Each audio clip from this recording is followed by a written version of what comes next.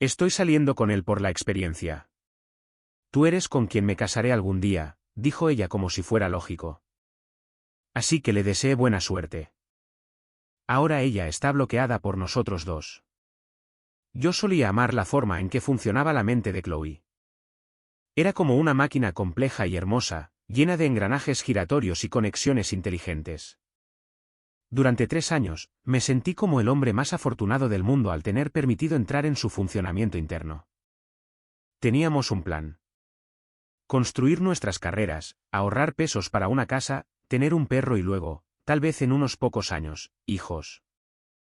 Era un buen plan, uno sólido. Yo estaba totalmente comprometido. Recuerdo una noche, hace apenas un mes, estábamos haciendo pasta casera en nuestro apartamento. Había harina en su nariz y se la limpié con mi pulgar. Ella se rió, esa risa espontánea y profunda que hacía que me doliera el pecho de tanto que la amaba. Estábamos hablando de a dónde iríamos para nuestras próximas vacaciones. Ella quería ir a Grecia. Yo quería ir a Japón. Decidimos que haríamos ambas cosas a lo largo de los años. Teníamos todo el tiempo del mundo. Ese era el recuerdo al que me aferraba cuando las cosas empezaron a sentirse extrañas. Primero fue el teléfono. Se convirtió en una tercera persona en nuestra relación, vibrando con una frecuencia que nunca antes había tenido. Ella inclinaba la pantalla lejos de mí, una inclinación sutil que probablemente no habría notado si no estuviera tan en sintonía con ella. Empezó a ir a sesiones nocturnas de yoga 2 veces a la semana, volviendo a casa con una sonrisa serena que no llegaba a sus ojos. Yo confiaba en ella implícitamente. Era Chloe, mi Chloe. La grieta en esa base apareció un martes en forma de un recibo arrugado que saqué del bolsillo de sus pantalones antes de lavar la ropa. The Gilded LM, un restaurante tan caro y romántico que había estado ahorrando pesos durante 3 meses para llevarla allí por nuestro aniversario. La fecha en el recibo era del viernes pasado, la noche en que me había dicho que se quedaría trabajando hasta tarde para ayudar a un colega con un proyecto. Un nudo frío se apretó en mi estómago. No soy un tipo celoso. Creo en la comunicación. Así que esa noche, después de haber cenado tranquilamente, puse el recibo en la mesa de café entre nosotros. Oye, encontré esto en tu bolsillo. ¿De Gilded DLM? Pensé que estábamos ahorrando pesos para nuestro aniversario. Ella ni siquiera se inmutó. Solo lo miró y luego volvió a mirar la televisión como si le hubiera mostrado un cupón para detergente de lavandería. Oh, sí, fui la semana pasada por un asunto de trabajo, la animé a hablar, con mi voz serena, aunque mi corazón empezaba a golpear contra mis costillas. No, dijo ella, finalmente silenciando la televisión y dándose la vuelta para mirarme.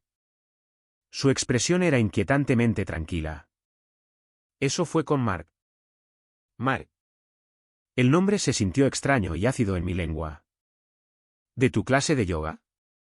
No sabía que ustedes dos eran amigos. Una pequeña sonrisa, casi de lástima, tocó sus labios. Nos hemos estado viendo desde hace unas semanas. Ha sido realmente revelador. La habitación pareció inclinarse. El aire se volvió espeso, difícil de respirar. Viéndose. Escuché la conmoción estupefacta en mi propia voz. Chloe, ¿de qué estás hablando? Estamos juntos, tú y yo. Exactamente, dijo ella como si yo finalmente hubiera comprendido un concepto simple. Y estaremos juntos para siempre, creo. Pero Alex, sé realista. Se inclinó hacia adelante, con los ojos sinceros, como si le estuviera explicando un problema matemático difícil a un niño lento. Tú eres el indicado. Eres estable. Eres amable. Eres material para esposo. Eres mi futuro. Pero tengo 26 años. Tengo necesidades que no puedes satisfacer en este momento. Necesito experiencia. Necesito saber qué más hay ahí afuera antes de sentar cabeza para siempre. Marcus es emocionante, impredecible, un poco peligroso.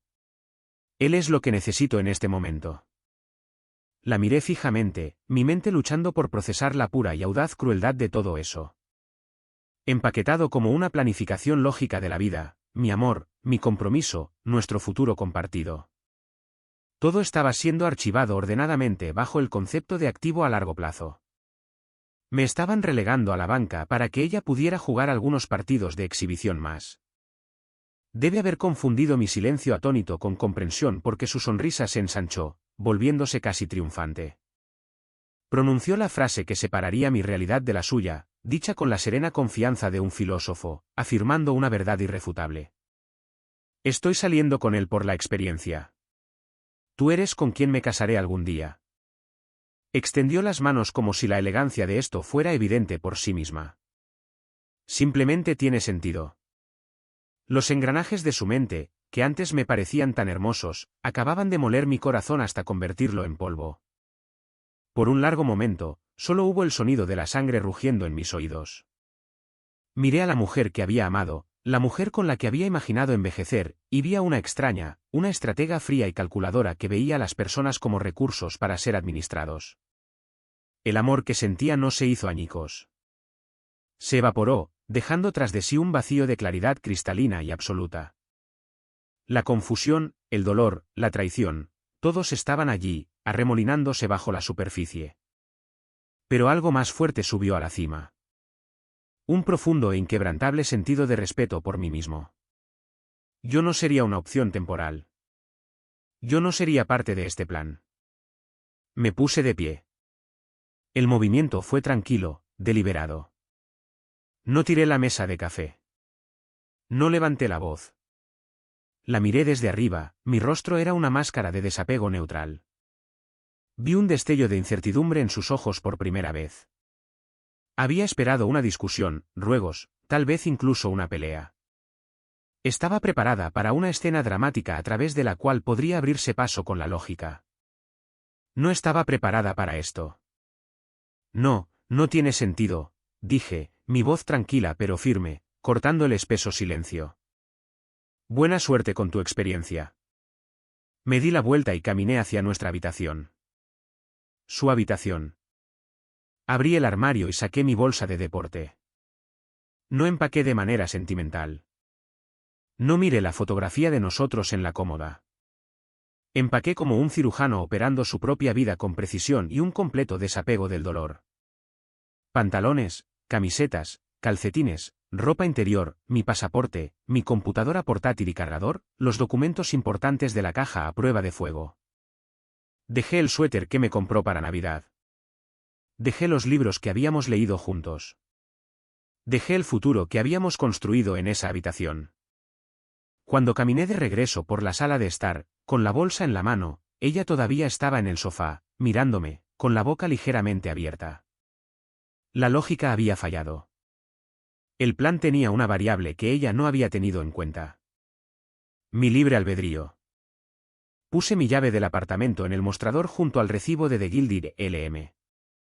Alex, empezó ella, su voz perdiendo su tono seguro. No miré hacia atrás.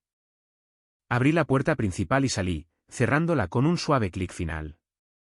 El sonido fue ensordecedor en su falta de drama. En el ascensor, saqué mi teléfono.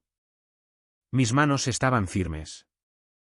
Fui a su contacto, una fotografía de su rostro sonriente que ahora parecía una burla. Toqué la opción de bloquear a este contacto. Luego hice lo mismo con su número en mi aplicación de mensajería. No borré las fotografías. No la eliminé de mis amigos en las redes sociales. Simplemente corté las líneas de comunicación. Fue la cosa más pacífica y decisiva que jamás había hecho. Me subí a mi automóvil y conduje hasta un hotel que había reservado mientras bajaba en el ascensor. No lloré. No grité. Simplemente sentí el profundo y vacío silencio de un futuro que acababa de ser cancelado abruptamente. Y en ese silencio, supe una cosa con certeza. Nunca más iba a ser el algún día de nadie. La primera semana en el nuevo apartamento estuvo definida por el silencio. No era del tipo pacífico. No al principio. Era una ausencia pesada y resonante que amplificaba cada pensamiento en mi cabeza. Me despertaba y, por un solo segundo misericordioso, lo olvidaba. Luego volvía a estrellarse sobre mí. El recibo, la explicación tranquila, las palabras, algún día. El dolor era algo físico, una piedra fría alojada en mis entrañas. Me permití sentirlo. No luché contra las olas de ira, las punzadas de humillación. Pero me puse una regla. No me quebraría. No desbloquearía su número. No pasaría conduciendo por nuestro antiguo apartamento. No acosaría cibernéticamente a Mark. Trataría toda la situación como un derrame tóxico contenido y dejado para que se disipara. Así que me mudé. Hice los movimientos para construir una nueva vida en la caja beige y estéril de un lugar alquilado. Armé muebles, el apriete rítmico de los tornillos era una meditación. Llené el refrigerador solo con la comida que me gustaba. Dejé mis zapatos en el medio del piso porque no había nadie que se quejara de ello. La curación no fue lineal. Algunos días la ira era un carbón al rojo vivo. ¿Cómo se atrevía? ¿Cómo se atrevía a tratar a un ser humano, a una pareja, como un fondo de jubilación de 401.000 pesos, una inversión confiable y aburrida para cobrar más tarde? Otros días, era solo una profunda tristeza por la persona que pensé que era. Por el futuro que no había sido más que un espejismo. Pero lo canalicé. Me inscribí en un gimnasio y empujé mi cuerpo hasta que estuvo demasiado cansado para sentir cualquier otra cosa. Me reconecté con amigos que había descuidado. Y cuando preguntaban por Chloe, lo mantenía simple. No estábamos en la misma sintonía. Se acabó. Me sumergí en el trabajo, asumiendo proyectos que exigían toda mi atención. Lentamente, el silencio en el apartamento comenzó a sentirse menos como un vacío y más como paz. Era mi silencio, mi espacio. La primera grieta en su plan perfecto me llegó aproximadamente a un mes de un origen inesperado. Una solicitud de seguimiento en Instagram de Mark. Me quedé mirando la notificación. Una risa amarga se atascó en mi garganta.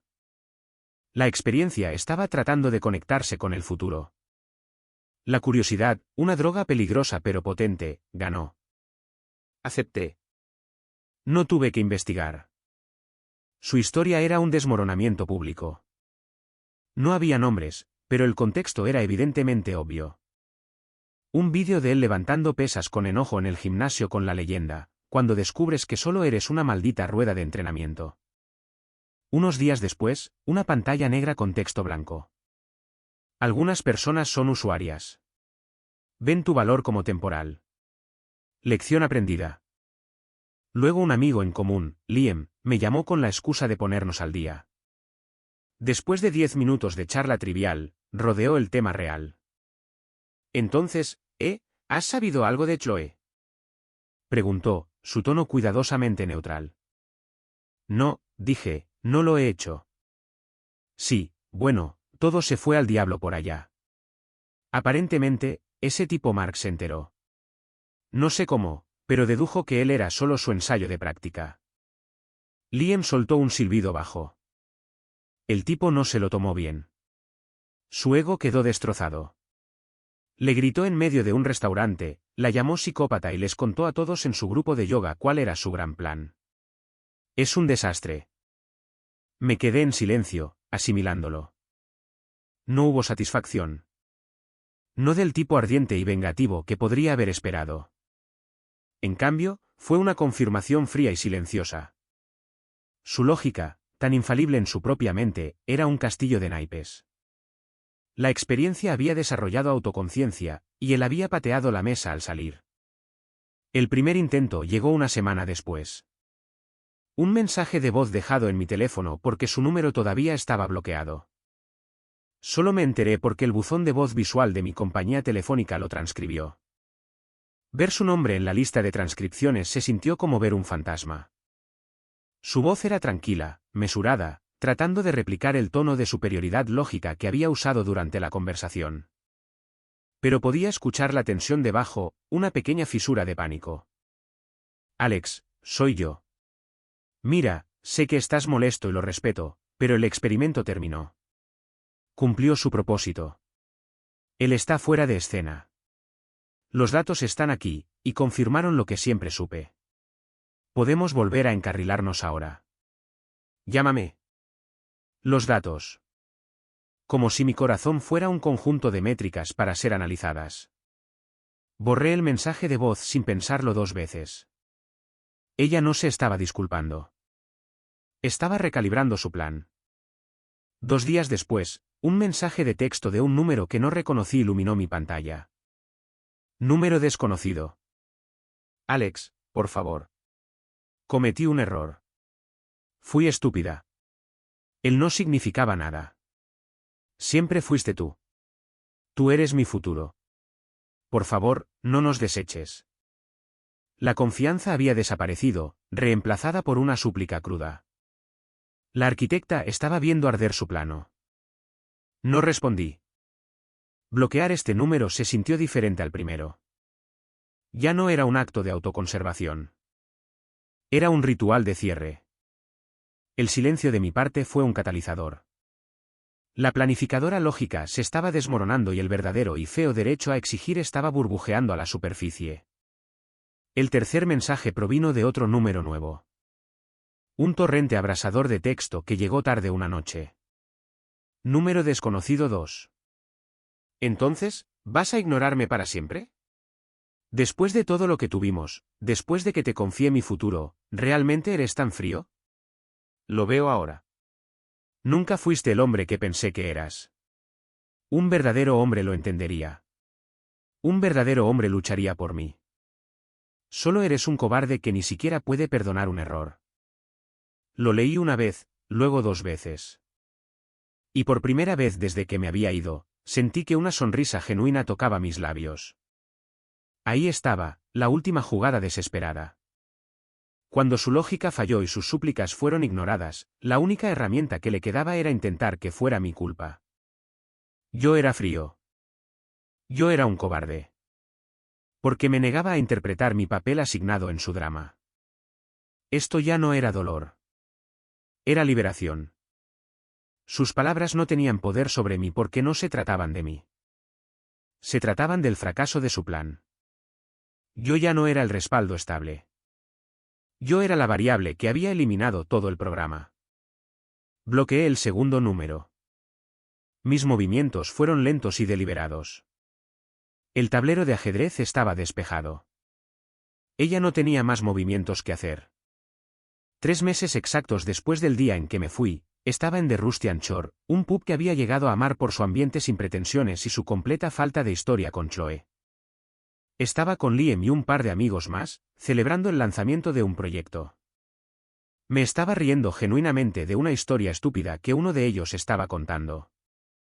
El peso había desaparecido. El silencio en mi apartamento ahora era un consuelo, y mi vida era mía. Entonces la vi. Estaba de pie en la entrada, sus ojos escaneando la habitación poco iluminada. Se veía más delgada, sus hombros encorvados contra un escalofrío que solo ella podía sentir. Cuando su mirada se posó en mí, fue como un imán encajando en su lugar. Se abrió paso entre las mesas, ignorando a mis amigos, sus ojos fijos en los míos con una intensidad desesperada. Alex, dijo, su voz era un susurro tenso. Necesitamos hablar, por favor. La mesa se quedó en silencio. Mis amigos nos miraron a mí y a ella con torpeza. Tomé un sorbo lento de mi cerveza, colocando la botella de nuevo en el posavasos con un clic silencioso y deliberado. No hay nada de qué hablar, Chloe, dije. Mi voz era uniforme, desprovista de la ira o el dolor que ella podría haber estado esperando provocar. Era el tono que usarías con un vendedor telefónico persistente. Lo hay. No lo entiendes, suplicó, sus palabras saliendo en un montón apresurado y frenético. Lo perdí todo. Mis amigos creen que soy una interesada. Mark me odia. Se lo dijo a todos. No tengo nada sin ti. Tenías razón. El plan era estúpido. Tú eres lo que quiero. La miré. Realmente la miré. La maestra planificadora se había ido. En su lugar había una mujer desesperada tratando de salvar los restos de un plan que le había estallado en la cara. Sentí un destello de algo. No lástima, sino un reconocimiento académico distante de una lección aprendida demasiado tarde. No era un plan, Chloe, dije, mis palabras mesuradas y claras. Era mi vida y no tienes el derecho de programar cuándo estás en ella y cuándo no. Su rostro se arrugó. Así que eso es todo. Simplemente terminaste. Fue entonces cuando un movimiento desde la barra llamó mi atención. Mark. Se estaba levantando de un taburete, habiendo presenciado claramente todo el intercambio. No se veía triunfante ni engreído. Se veía cansado y tal vez un poco asqueado. Encontró mi mirada al otro lado de la habitación. No había camaradería, no había hermandad, pero hubo un sentimiento de comprensión compartida. Dos hombres que habían sido elegidos para papeles en una obra de teatro para la que nunca audicionaron. Ambos ahora saliendo del escenario para siempre. Le dio a Chloe una última mirada despectiva, luego se dio la vuelta y salió del pub sin mirar atrás. Chloe lo vio. Vio la comunicación silenciosa, el rechazo unificado tanto de la experiencia como del futuro. El color se desvaneció de su rostro. Los dos pilares de su gran diseño se habían derrumbado hasta convertirse en polvo frente a ella, y lo habían hecho juntos. Me puse de pie, saqué unos pesos de mi billetera y los tiré sobre la mesa para pagar mi bebida. Miré a mis amigos. Los veo luego, chicos. Luego me volví hacia Chloe. Estaba destrozada, un fantasma de la experta en lógica segura de hace 3 meses. Mis últimas palabras no fueron dichas con veneno ni triunfo. Fueron una simple declaración fáctica de mi realidad. No he terminado. Terminé hace meses, dije, mi voz tranquila y definitiva. No me contactes de nuevo. Pasé junto a ella, salí del pub y salí al aire fresco de la noche. No miré hacia atrás. No lo necesitaba. El capítulo estaba cerrado. La lección estaba aprendida y mi paz estaba intacta. Las repercusiones fueron rápidas y absolutas. Liam me dijo más tarde que Chloe intentó darle la vuelta a la historia, pintando a Mark como un mentiroso y a mí como un cobarde emocionalmente atrofiado que la abandonó. Pero el daño ya estaba hecho. La historia de su plan lógico era demasiado condenatoria de manera única, demasiado reveladora de su carácter. Los amigos en común, que alguna vez fueron comprensivos, ahora mantenían su distancia. Se había convertido en un cuento con moraleja. Alrededor de una semana después del encuentro en el pub, estaba limpiando mi lista de mensajes bloqueados. Había algunos mensajes de texto más, desesperados y enojados, de números nuevos que había bloqueado automáticamente. Los borré sin leerlos. Luego, por un morboso sentido de cierre, abrí el Instagram de Mark. No lo estaba siguiendo, pero su perfil era público. Su historia más reciente era una sola imagen cruda. Una captura de pantalla de su lista de contactos bloqueados. La entrada superior era el nombre y el número de Chloe.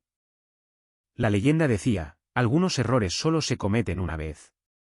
Bloqueada y eliminada. Hacia cosas mejores. Una lenta sonrisa irónica se dibujó en mi rostro. La ironía era tan perfecta que resultaba casi poética.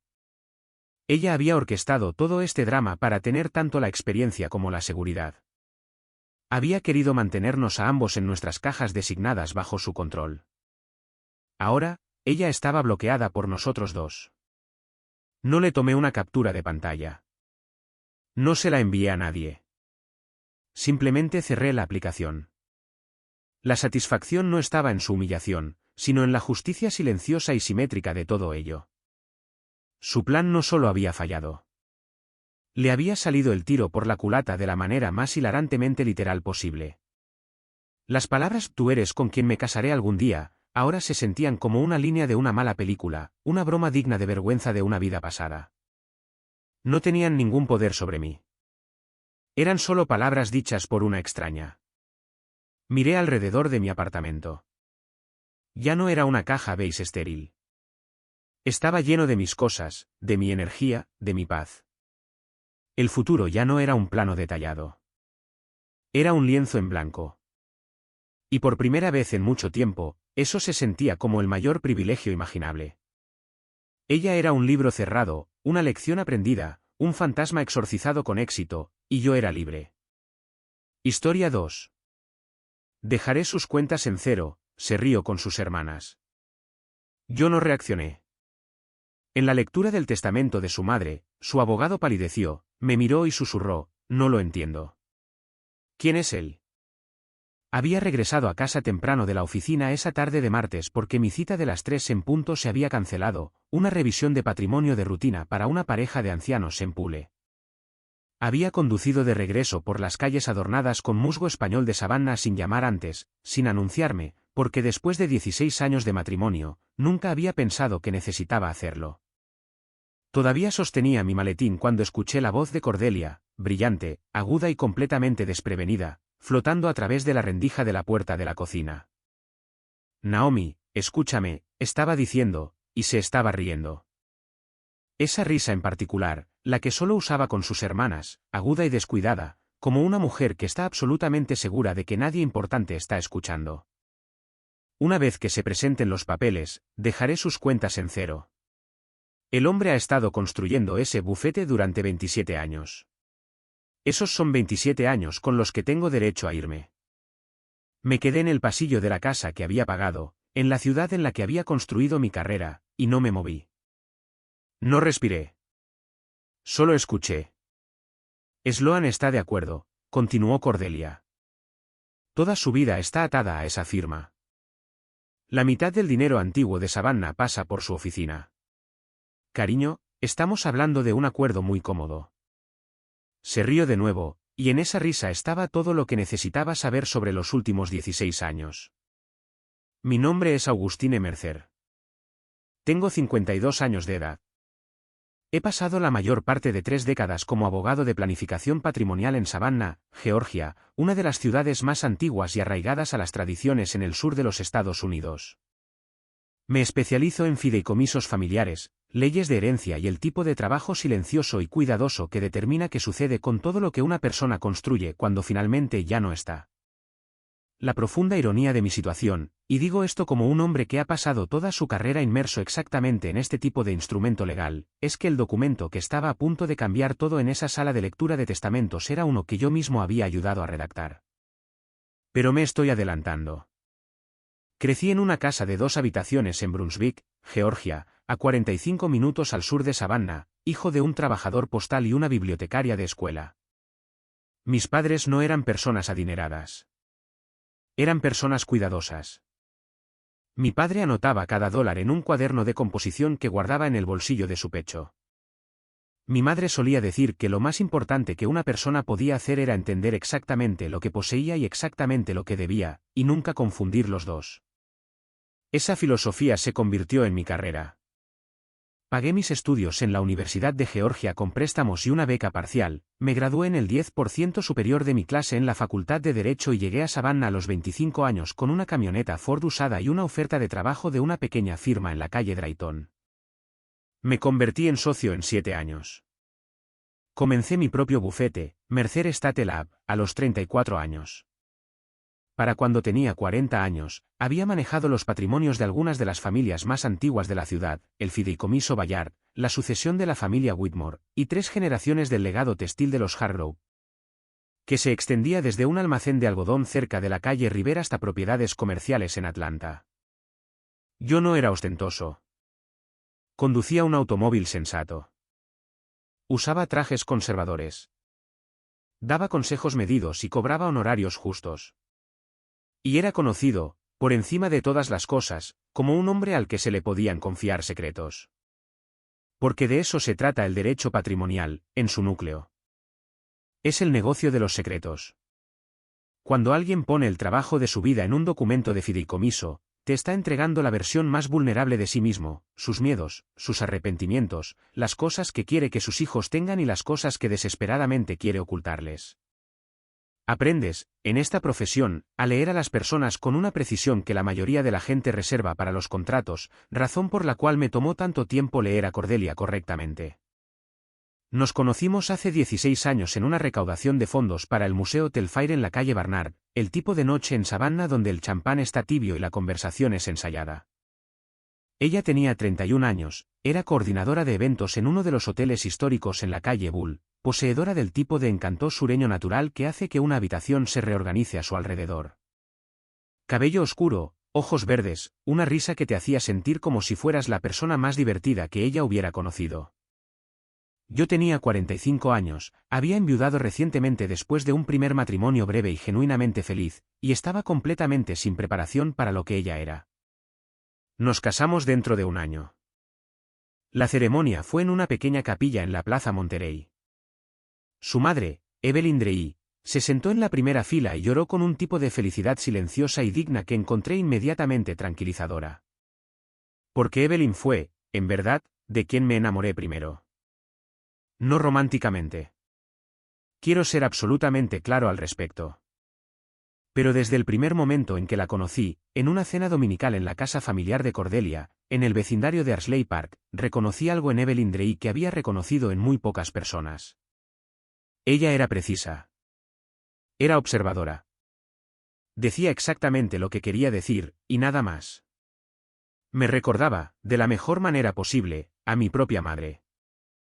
Evelyn tenía 68 años cuando Cordelia y yo nos casamos, una directora de escuela secundaria jubilada que había criado a 3 hijas, Cordelia, Naomi y Sloan, en gran parte sola después de que su esposo muriera de un ataque al corazón cuando las niñas eran pequeñas. Lo había hecho sin quejas, sin drama, y con una competencia organizativa exhaustiva que yo respetaba profundamente. Su casa estaba pagada. Sus ahorros eran modestos pero disciplinados.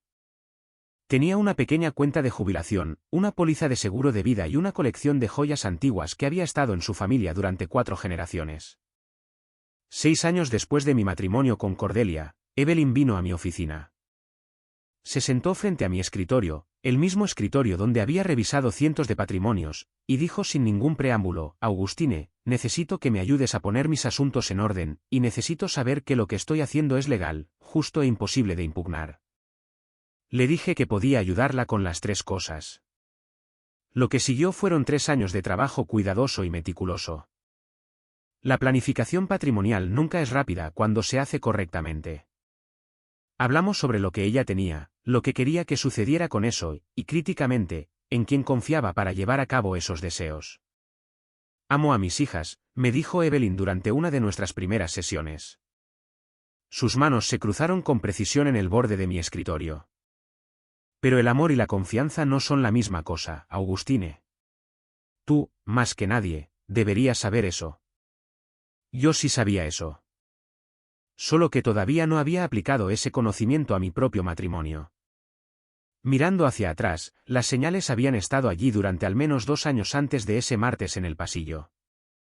El teléfono de Cordelia, boca abajo en el mostrador de la cocina cada vez que yo entraba. Viajes de negocios a Atlanta y Charleston que ella describía en los términos más vagos posibles. Una nueva intencionalidad en su apariencia. Siempre había sido hermosa. Pero ahora había algo diferente en ello. El tipo de cuidado que toma una mujer cuando está siendo observada por alguien que no es su esposo. Yo noto estas cosas. Soy un hombre que nota las cosas. Pero también había pasado 30 años en una profesión que me exigía avanzar lentamente, reunir evidencia y nunca actuar con información incompleta. Así que lo noté. Lo archivé. Esperé. La llamada telefónica en la cocina no fue la primera pieza de evidencia. Fue simplemente la pieza que hizo que todo lo demás tuviera un enfoque nítido e irreversible. Después de escuchar que la risa de Cordelia se disolvía de nuevo en los sonidos ordinarios de una tarde de día de semana, volví a salir en silencio por la puerta principal, subí a mi auto y conduje hasta el Parque Forsyth. Me senté en un banco cerca de la fuente durante 45 minutos, observando a extraños pasear a sus perros y a turistas fotografiar el musgo español, y pensé con el tipo de claridad fría y sistemática que me había hecho muy bueno en mi trabajo. Ella planeaba solicitar el divorcio. Ya lo había discutido con ambas hermanas, lo que significaba que la decisión no era nueva. Simplemente aún no se me había anunciado. Ella creía que mi bufete estaba expuesto. Creía, como tiende a creer la mayoría de las personas que nunca han leído un plan patrimonial en detalle, que 27 años de activos profesionales acumulados estaban en una cuenta conjunta desprotegida en alguna parte, esperando a que un abogado de divorcios los dividiera por la mitad. Ella no sabía, porque nunca lo había preguntado y yo nunca lo había ofrecido, que había estructurado Mercer Estate Lab como un fideicomiso irrevocable hace 9 años, conmigo mismo como el fideicomisario administrador. Exactamente para el tipo de protección que mis clientes buscaban habitualmente de mí. Había construido mi vida profesional dentro de una arquitectura legal tan sólida que, en múltiples ocasiones, había utilizado la estructura de mi propia firma como una ilustración en las consultas con los clientes. La ironía de eso, me permití pensar, no carecía por completo de sus satisfacciones. Lo que Cordelia planeaba vaciar no era una cuenta bancaria. Era un documento de fideicomiso. Y la ley de fideicomisos no es un tribunal donde el encanto y la actuación ganan el día. Es un documento, y yo había redactado el mío de manera muy cuidadosa. También pensé, sentado en ese banco en el Parque Forsyth mientras la luz de la tarde cambiaba a través del dosel de los robles, en Evelyn. Evelyn, que para entonces tenía 81 años, y a quien le habían diagnosticado insuficiencia cardíaca congestiva 14 meses antes. Evelyn, cuyo plan patrimonial habíamos revisado exhaustivamente 2 veces en los últimos 3 años, con la última actualización importante realizada justo 7 meses antes de esta tarde. Evelyn, que se había sentado frente a mí en mi oficina el último día que revisamos sus documentos y dijo, con esa economía de lenguaje característica, Augustine, eres la única persona en mi vida que nunca ha intentado controlarme. Esa es una cualidad muy rara. Evelyn, que me había hecho una pregunta al final de esa última reunión que yo no había entendido del todo en ese momento. Si alguien es nombrado en un documento, había preguntado, estudiando su copia del fideicomiso con esos lentes de lectura posados en la punta de su nariz, y las circunstancias de esa persona cambian de maneras que me decepcionarían. ¿Hay alguna forma de abordar eso sin reescribir todo desde cero? Le había respondido profesionalmente. Le había explicado los mecanismos disponibles para ella bajo la ley de Georgia. Había redactado el texto que solicitó con mi cuidado habitual. Sentado en el Parque Forsyth, mientras observaba cómo la fuente atrapaba la luz del final de la tarde, finalmente entendí exactamente qué me había estado preguntando. Fui a casa esa noche y no dije nada. Esta es la parte de la historia que a la gente le resulta más difícil de creer cuando la cuento. ¿Cómo te sientas a la mesa a cenar frente a tu esposa, quien le acaba de decir a su hermana que planea quitarte todo lo que has construido, y no dices nada? ¿Cómo pasas el pan? Preguntas sobre su día y te vas a dormir en la misma cama, noche tras noche. La respuesta es esta. Tienes que entender que la confrontación que estás imaginando, la escena dramática, las acusaciones, las lágrimas, sirve a tus emociones y absolutamente a nadie más. Una confrontación le habría dado información a Cordelia. Le habría dicho que yo lo sabía. Habría acelerado su cronograma y le habría dado la oportunidad de posicionarse como la parte perjudicada antes de que yo tuviera tiempo de comprender el panorama completo. He pasado 30 años viendo cómo las familias se destrozan por las herencias. He visto a hermanos que se amaron durante décadas convertirse en extraños por una mesa de comedor en disputa. He visto legados construidos con cuidado disolverse en honorarios legales porque alguien actuó demasiado rápido, demasiado emocionalmente, antes de entender cada parte en movimiento. No iba a cometer ese error en mi propia vida. Así que hice lo que hago. Recopilé información. Consulté a mi propio abogado patrimonial, un colega en Charleston llamado Barrett Ale, un hombre en quien confiaba por completo, que revisó la estructura de mi firma de manera confidencial y confirmó lo que yo ya creía. Mis activos profesionales estaban protegidos. Mis cuentas personales de jubilación y mi cartera de inversiones se habían mantenido en un fideicomiso revocable separado desde el año en que Cordelia y yo nos casamos, una precaución que había tomado no por sospecha, sino por hábito profesional. Siempre había creído que los zapateros debían dar a sus propios hijos los zapatos adecuados. Lo que era legítimamente propiedad matrimonial, después de 16 años, era real pero manejable. Y luego comencé a visitar a Evelyn con más frecuencia. Ella estaba en declive. Su corazón estaba fallando con la persistencia silenciosa e implacable de una marea que baja. Algunos días estaba aguda, divertida y absolutamente ella misma, con los ojos siguiendo cada matiz de una conversación con el estado de alerta de alguien que había pasado 40 años dirigiendo salones llenos de adolescentes. Otros días se cansaba rápidamente, y nuestro tiempo juntos era breve y suave. Pero cada vez que iba, me pedía que me sentara junto a la ventana de su dormitorio que daba al jardín de su patio trasero, a las camelias que había plantado el año en que murió su esposo, que ahora medían 20 pies de alto y florecían de color rosa cada mes de febrero. Y ella hablaba. Hablaba sobre su difunto esposo Chester, quien le había propuesto matrimonio en el estacionamiento de un Dairy Queen porque había perdido el valor en la cena. Sobre criar a 3 hijas con el salario de una directora y su inquebrantable convicción de que la dificultad, metabolizada adecuadamente, se convierte en fuerza. Sobre sus estudiantes, en los que todavía pensaba 40 años después, preguntándose dónde habían terminado y si alguno de ellos tenía idea de lo que ella había visto en ellos. Nunca habló de Cordelia directamente, y yo tampoco. Pero hubo una tarde, unas 6 semanas después de la llamada telefónica en la cocina, en la que Evelyn me miró desde el otro lado de su habitación y dijo en voz muy baja, ¿cómo estás, Augustine? Y me refiero a la verdad. La miré durante un largo momento. Estoy siendo estratégico, le dije. Ella asintió, una vez, lentamente, como alguien que confirma un cálculo que ya había ejecutado en su cabeza. Bien, dijo, y seguimos adelante. 3 meses después, Evelyn Drey fue ingresada en el centro médico de la Universidad Memorial EAL. La insuficiencia cardíaca congestiva había progresado más allá de lo que el tratamiento ambulatorio podía abordar. La visité allí 2 veces en las últimas 2 semanas de su vida. La segunda vez, estaba cansada, pero completamente ella misma. Ese tipo particular de cansancio que no es confusión sino claridad, el tipo que llega cuando una persona ha hecho todo lo que pretendía hacer y simplemente está esperando. Me tomó la mano por encima de la manta del hospital. Tú eras la persona correcta, me dijo.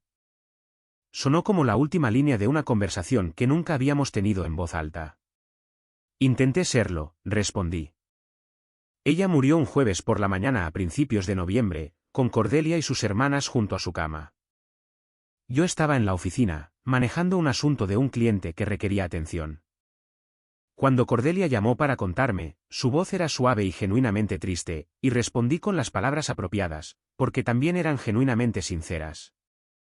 En lo que sea que Cordelia se hubiera convertido, la muerte de Evelyn era real. El dolor es siempre real, incluso en personas que son deshonestas sobre todo lo demás. La lectura del testamento estaba programada para 3 semanas después del fallecimiento de Evelyn, en las oficinas de Preston Wolf. Un abogado mayor de Savannah que había estado manejando los asuntos legales personales de Evelyn durante décadas antes de que ella me trajera su trabajo de planificación patrimonial. Preston tenía 70 años, vestía de manera impecable y poseía el tipo de reputación profesional en esta ciudad que se construye durante toda una vida y se defiende todos los días. Él y yo nos conocíamos profesionalmente desde hacía muchos años. Nos habíamos referido clientes mutuamente. Respetábamos el trabajo del otro. La invitación se extendió a las 3 hijas de Evelyn, y como el fideicomisario nombrado en los documentos patrimoniales de Evelyn, a mí. Quiero que entiendan algo sobre esa habitación cuando entramos. Cordelia, Naomi y Sloan se habían vestido para la ocasión con una energía particular que reconocí en el momento en que las vi en la sala de espera de Preston. No estaban vestidas para el duelo. Estaban vestidas para la expectativa. Cordelia llevaba un traje negro a medida que reservaba para las ocasiones en las que quería proyectar autoridad. Naomi, que trabajaba como representante de ventas farmacéuticas en Atlanta y había conducido esa mañana, usaba tacones y llevaba un bloc de notas encuadernado en cuero como si tuviera la intención de tomar notas sobre todo lo que estaba a punto de recibir. Sloan, la más joven, la de lengua más afilada, la voz con la que había escuchado a Cordelia hablar en la cocina ese martes por la tarde, estaba sentada con los brazos cruzados y una particular tensión alrededor de la boca que he llegado a asociar, en mi experiencia profesional, con personas que ya han gastado mentalmente dinero que aún no han recibido. Me senté al otro lado de la mesa de las 3, con mi habitual traje oscuro, con las manos cruzadas sobre la superficie pulida frente a mí.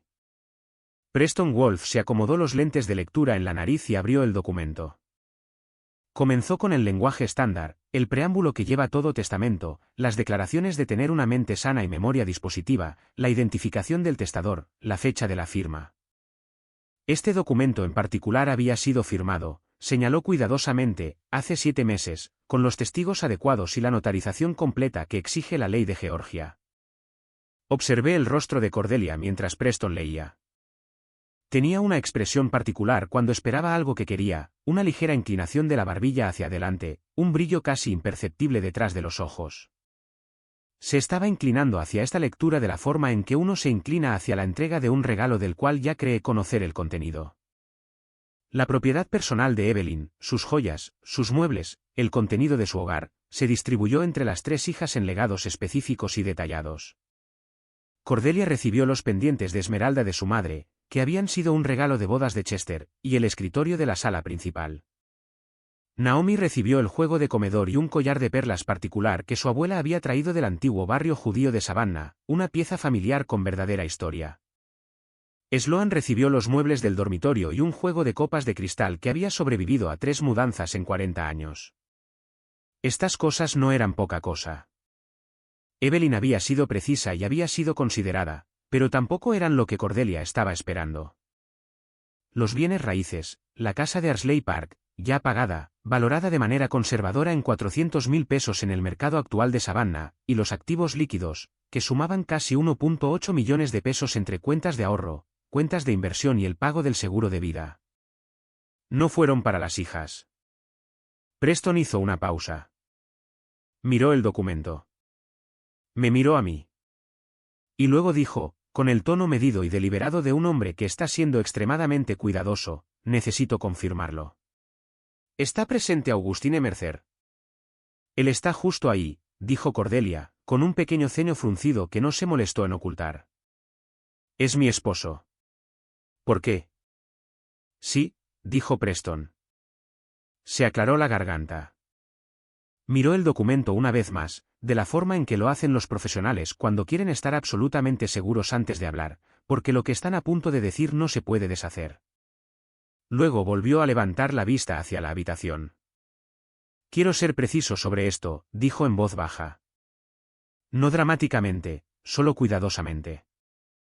Las palabras de un hombre que había hecho esto durante 50 años y sabía que la precisión en ese momento era lo único que se interponía entre esa habitación y el caos. No entiendo completamente el contexto relacional. ¿Quién es él? ¿En esta habitación? ¿En relación con este patrimonio? Fue Sloan quien respondió antes de que yo pudiera hacerlo, su voz ya llevaba ese tono particular que suena a compostura a punto de convertirse en algo completamente diferente. Es el esposo de Cordelia. ¿Qué tiene que ver eso con algo? Preston dejó el documento sobre la mesa. El patrimonio de Evelyn. La casa, los activos líquidos, todo lo que ella había pasado 40 años construyendo con la cuidadosa disciplina de una mujer que confiaba más en el interés compuesto que en la suerte, había sido colocado en un fideicomiso caritativo remanente. El beneficiario de ese fideicomiso, durante la fase de distribución, era la Fundación de Educación de Savannah, una organización sin fines de lucro que otorgaba becas universitarias a estudiantes de primera generación en el condado de Chatham. Estudiantes que se veían, en muchos casos, exactamente de la misma manera que los propios estudiantes de Evelyn Drey se habían visto hace 40 años. Jóvenes con capacidad y sin recursos, de pie al borde de algo grande. El único fideicomisario de ese fideicomiso caritativo remanente, con plena autoridad administrativa sobre todos los activos, todas las decisiones de inversión y todas las distribuciones durante la duración de la operación del fideicomiso, era yo. No Cordelia. No sus hermanas. No un banco ni un fideicomisario corporativo ni un bufete de abogados. Yo. Augustine Mercer, el abogado de planificación patrimonial, el yerno que se había sentado junto a la ventana de Evelyn los domingos por la tarde y había hablado sobre la diferencia entre el amor y la confianza, y que había entendido, mucho más tarde de lo que debería, pero no demasiado tarde. Exactamente porque ella lo estaba preguntando. La habitación no estalló. Más bien colapsó hacia adentro, en silencio, como una estructura a la que se le han quitado cuidadosa e invisiblemente los elementos de carga. Sloan encontró su voz primero. Eso no puede estar bien. Lo dijo de la manera en que la gente dice las cosas cuando el suelo se ha movido debajo de ellos y necesitan un momento más para fingir que no lo ha hecho. El documento es válido, dijo Preston, con la paciencia exacta y calibrada de un hombre que ha manejado habitaciones difíciles durante medio siglo. Fue ejecutado adecuadamente bajo la ley de Georgia. La estructura del fideicomiso es sólida. Naomi me miraba con una expresión que no pude categorizar del todo, en algún lugar entre la confusión y el amanecer de algo que ella no quería que estuviera amaneciendo. Cordelia se había quedado completamente quieta. He visto esto antes, en clientes, cuando los números de un patrimonio no cuadran con el número que habían estado llevando en sus cabezas. Hay un momento antes de que llegue la emoción en el que la persona simplemente está procesando, en el que toda su comprensión de una situación se reestructura, en silencio, como un edificio que está siendo demolido silenciosamente desde el interior. Ella no lo haría, dijo Cordelia finalmente. Su voz estaba muy controlada. Mi madre no habría hecho esto sin decírmelo. Preston abrió un sobresellado que había sido sujetado con un clip en la parte posterior de la documentación del fideicomiso. La letra de Evelyn en la parte delantera con la escritura cuidadosa y erguida de una mujer que había escrito en una pizarra durante 4 décadas. Para Cordelia, para ser leído en el momento de la distribución. Me miró. Yo asentí. Desdobló la única página que había en el interior y la leyó en voz alta. La voz de Evelyn, incluso a través de la cuidadosa lectura profesional de Preston, era inconfundiblemente suya. ¿Precisa? Sin prisas. Absolutamente segura de sí misma, a la manera de una persona que ha tenido mucho tiempo para pensar en lo que quiere decir y ha elegido cada palabra con intención. Escribió que amaba a sus hijas ferozmente y sin condición. Escribió que estaba orgullosa de cada una de ellas de maneras específicas y genuinas, maneras que nombró, individualmente, con la minuciosidad de una mujer que entendía que las generalidades son una forma de pereza, y que las personas que amamos merecen algo mejor que eso. Escribió que había pasado su vida adulta construyendo algo modesto pero real, y que en sus últimos años había llegado a comprender que lo que había construido debía servir a algo más grande que una herencia, que las becas que proporcionaría la fundación llevarían su nombre y sus valores hacia las vidas de personas que las necesitaban, de la misma manera que ella alguna vez necesitó que alguien creyera en ella. Y luego, cerca del final de la carta, se dirigió a Cordelia directamente. Observé el rostro de mi esposa mientras Preston leía esta parte. Evelyn había escrito, pongo este fideicomiso en las manos de Augustine porque es la única persona en mi vida que nunca quiso nada de mí, excepto el privilegio de hacer bien su trabajo. Él nunca ha sido otra cosa que honesto conmigo. Sé que lo que te pido, Cordelia, es que aceptes una decisión que no tomaste. Espero que, con el tiempo, entiendas por qué la tomé. Algunas cosas no se regalan. Se ganan. Augustine se ganó esto. Naomi hizo un sonido que estaba en algún lugar entre un sollozo y una fuerte inhalación de aire. Sloan miró fijamente la mesa. Cordelia no se movió. Luego se volvió y me miró, y yo le devolví la mirada. No con triunfo, no con frialdad, con la misma atención constante que le había estado dando durante 16 años, mientras ella me había mirado y había visto a alguien a quien podía manipular. Cordelia solicitó el divorcio 11 días después. Su abogado era agresivo y estaba bien preparado, y claramente había sido informado sobre la expectativa de que Mercer Estate Lab era un objetivo financiero significativo. Presentó mociones. Solicitó documentación. Exigió el descubrimiento de los activos de la firma con la energía confiada de un hombre que esperaba encontrar una gran cantidad que valiera la pena dividir.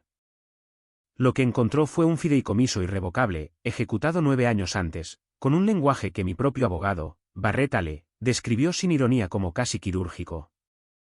La firma no era propiedad conyugal. Nunca lo había sido. La estructura profesional que había construido, el mismo tipo de estructura que había construido para decenas de clientes a lo largo de décadas de práctica, había hecho exactamente lo que estaba diseñada para hacer. Mis cuentas personales, después de 16 años de matrimonio, representaban el patrimonio conyugal legítimo. El acuerdo fue justo. No luché para pagar menos de lo que debía según la ley, y no acepté pagar más de lo requerido. Pagué lo que exigían las matemáticas. Había terminado. El divorcio finalizó un miércoles por la tarde a finales de la primavera, 8 meses después de la lectura del testamento. Firmé los documentos finales en la oficina de Barrett Ale, con vista al río Cooper en Charleston. Conduje de regreso por la autopista 17 mientras la tarde caía, baja y dorada sobre la hierba del pantano, y llegué a Savannah a tiempo para cenar solo en un restaurante en la calle Congress. Donde los manteles blancos siempre están impecables y los camarones siempre son locales. Pedí una copa de bourbon. Pensé en Evelyn. Pensé en un pasillo de la cocina y en una tarde de martes que había cambiado toda la trayectoria de todo lo que vino después. Cordelia y sus hermanas contrataron asesoramiento legal por separado y montaron una impugnación al fideicomiso caritativo remanente. Sus abogados eran astutos. Hicieron un esfuerzo genuino. Sin embargo, la ley de fideicomisos de Georgia no es un lugar que perdone las impugnaciones contra documentos construidos adecuadamente. En particular cuando esos documentos fueron redactados por alguien que ha pasado 3 décadas entendiendo exactamente dónde tienen éxito las impugnaciones y exactamente dónde no lo tienen. La impugnación fue desestimada.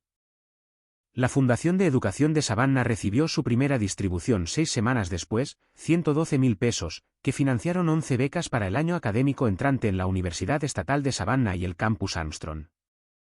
El periódico local publicó un breve artículo sobre la donación. Las becas fueron nombradas Fondo Evelyn Drey para el logro de primera generación. Leí el artículo en mi escritorio un jueves por la mañana con el tipo de café que solo me permito en los días en que algo realmente vale la pena notar. Mi asistente legal, Harriet, quien ha trabajado conmigo durante 14 años y conoce los ritmos de esta oficina mejor de lo que la mayoría de la gente conoce sus propios hogares, se acercó a mi puerta esa mañana y miró el recorte de periódico que había dejado en la esquina de mi escritorio. A ella le habría gustado ver eso impreso, dijo Harriet. Ella habría dicho que era demasiado sentimental, respondí. Y luego le habría gustado. Harriet sonrió y regresó a su escritorio. Más de una persona me ha preguntado, desde que todo esto se supo discretamente de la manera en que se saben las cosas en una ciudad como Savannah, si siento satisfacción por cómo terminó, si lo planeé, si sabía, parado en ese pasillo con mi maletín. Lo que eventualmente se desarrollaría en la sala de conferencias de Preston Wolf. La respuesta honesta es no. No podría haberlo predicho. Evelyn tomó sus propias decisiones sobre su patrimonio, como siempre hacen los clientes, por razones que fueron total y completamente suyas. Mi obligación con ella, como su abogado, había sido ejecutar sus deseos con precisión y garantizar que esos deseos estuvieran legalmente protegidos. Eso es lo que hice. Eso es todo lo que hice. Lo que yo sabía, parado en el pasillo, era más simple que un plan. Sabía que había pasado toda mi carrera construyendo instrumentos de protección para los legados de otras personas, y que silenciosa y metódicamente había hecho lo mismo para el mío. Sabía que la paciencia, en la ley y en la vida, no es pasividad. Es el trabajo deliberado de alguien que entiende que el momento adecuado para actuar casi nunca es el momento en que tus emociones son más ruidosas. Y sabía que Evelyn Drey era una mujer de extraordinaria precisión, y que me había elegido a mí, entre todas las personas de su vida, para ser la persona que sostuviera lo que había construido. No había querido decepcionarla. Las becas se otorgan todos los años ahora, 11 en el primer año, 14 en el segundo, ya que los rendimientos de las inversiones permitieron un crecimiento modesto. El otoño pasado asistí a la ceremonia anual de reconocimiento de la Fundación, celebrada en un salón de baile restaurado en la calle Abercorn, un edificio en el que, casualmente, había ayudado a facilitar la transferencia del patrimonio hace muchos años. Cuando la familia del propietario anterior no se ponía de acuerdo sobre qué hacer con él. Me senté en la última fila y vi a 11 jóvenes recibir sus cartas de concesión. La mayoría de ellos no tenía idea, parados allí con su buena ropa mientras sus familias tomaban fotografías, que el dinero que fluía hacia ellos se había originado en los ahorros disciplinados de una directora de escuela jubilada en Arsley Park que nunca había ganado más de 60.000 pesos en un solo año de su vida, y que había entendido, mejor que casi cualquier persona que haya conocido, que lo que construyes y lo que proteges no son la misma conversación, y que ambos requieren la misma calidad de cuidado. Pensé en ella durante mucho tiempo esa noche. Tengo 52 años. Ejerceré la abogacía patrimonial durante al menos otra década, si mi salud me lo permite, y el trabajo seguirá significando lo que significa. Conduzco por Savannah por las mañanas y veo las cosas que he ayudado a las familias a mantener unidas.